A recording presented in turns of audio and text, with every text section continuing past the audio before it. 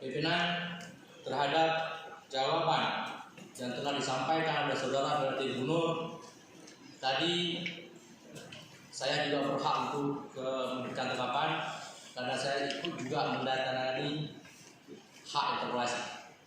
Jadi menurut saya jawaban adalah jawaban normatif dan masih diperlukan pembahasan lebih lanjut nanti di kita, sehingga rapat hari ini tidak bisa atau tidak boleh diputuskan hari ini, namun rapatnya diskor. Nanti kita akan sambung kembali rapat paripurna selanjutnya untuk kemudian kita melihat lagi, menelaah lagi terhadap jawaban-jawaban yang disampaikan oleh saudara PLT Gubernur tadinya. Yang kedua, pimpinan, bahwa hari ini hari yang sangat bersejarah, di mana rakyat Aceh hari ini terpecah menjadi dua golongan antara pro dan kontra terhadap apa yang terjadi di Aceh saat ini. Hari ini Pak PLT hadir didampingi oleh para pensus, kemudian juga dihadiri oleh para pendemo di luar sana.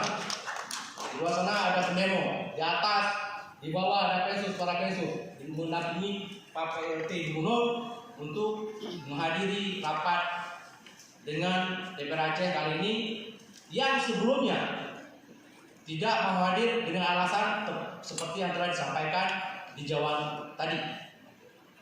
Itu yang kedua, pimpinan. Selanjutnya saya tidak masuk kepada jawaban tadi karena normatif, dan kita akan lanjutkan nanti di pembahasan selanjutnya di rapat kita nanti di rapat para inisiator. Selanjutnya saya hanya ingin mengajak kembali kepada Pak PLT ketika sebelumnya ketika mau naik menjadi Gubernur Aceh dan Wakil Gubernur Aceh ketika itu tentunya punya niat apa yang kemudian saya ingin menjadi gubernur.